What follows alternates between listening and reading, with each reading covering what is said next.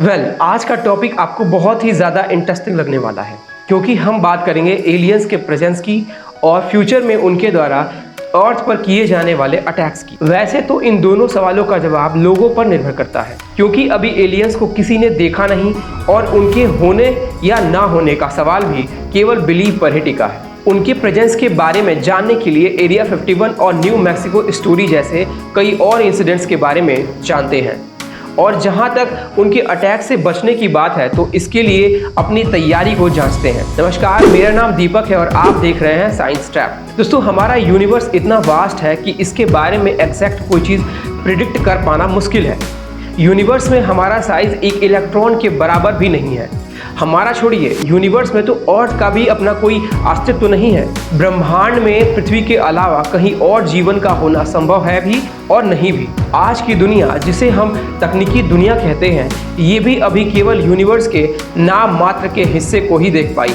इस अनंत ब्रह्मांड के किसी कोने में कहीं जीवन ढूंढ लेने के बाद भी हमारे पास वहां पहुंचने की कोई टेक्नोलॉजी नहीं है। आपको जानकर हैरानी होगी कि हमें अगर अपने सोलर सिस्टम से बाहर निकलना होगा तो हाई स्पीड रॉकेट से जाने के बाद भी हमें कम से कम 10 साल तक कॉन्टिन्यूअसली उड़ना पड़ेगा।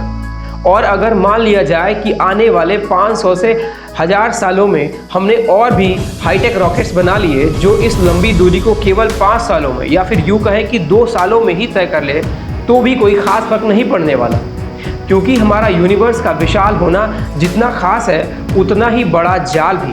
खैर, इंसानों का काम है खोज करना और प्रयास जारी भी है। इन्हीं सब के बीच कई बार यूएफओस देखे जाने का दावा भी किया जाता रहा है। वैसे तो यूएफओस पूरी पृथ्वी पर कई हिस्सों में देखे जा चुके हैं, लेकिन कुछ खास जगह हैं जहां इन्हें अक्सर देखा जाता है, जैसे कि अमेरिका का एरिया 51, जो कि यूएफओ साइटिंग की वजह से ही फेमस हुआ है। ये इकलौता ऐसा एरिया है जहां बहुत सारे सस्पेक्टेबल इंसिडेंट्स देखने को मिलते हैं।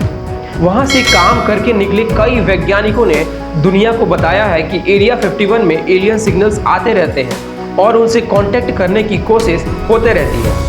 आज भी एरिया 51 एक रेस्ट्रिक्टेड एरिया है। कई लोगों के अनुसार तो वहां जाने पर शूट एट साइट का भी ऑर्डर है। दोस्तों, न्यू मैक्सिको का इंसिडेंट्स भी काफ़ी फेमस है। दरअसल 1947 में रेंचर नाम के आदमी को उसके प्रॉपर्टी में मिस्टीरियस फ्लाइंग ऑब्जेक्ट का कुछ पार्ट गिरा हुआ मिला था।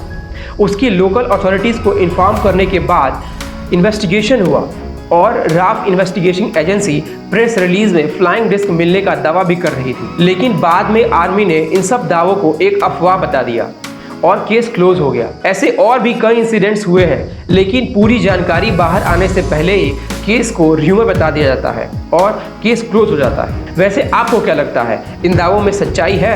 दोस्तों, अब बात करते हैं एलियन अटैक की। तो अगर वे हमारे बिना पता लगे हमें ढूंढ लेते हैं तो इसका मतलब होगा कि वे हमसे ज़्यादा हाईटेक हैं और इसलिए उनको हमें डिफीट करने में कोई दिक्कत नहीं होगी। लेकिन सबसे बड़ा सवाल ये होगा कि वे हमसे कितने दूर होंगे। अगर वे ज़्यादा दूर हुए, जिसका ज़्यादा पॉसिबिलिटी है, तो चाह कर भी हमारा कुछ नहीं कर पाएंगे, क्योंकि जैसा कि हम जानते हैं स्पेस में सबसे बड़ा बैरियर डिस्टेंस ही है। वैसे फ्यूचर के बारे में एग्जैक्ट कुछ नहीं कहा जा सकता। आप लाइफ बियॉन्ड द अर्थ के बारे में क्या सोचते हैं, कमेंट करिए। वीडियो पसंद आए तो लाइक और चैनल को सब्सक्राइब करिए।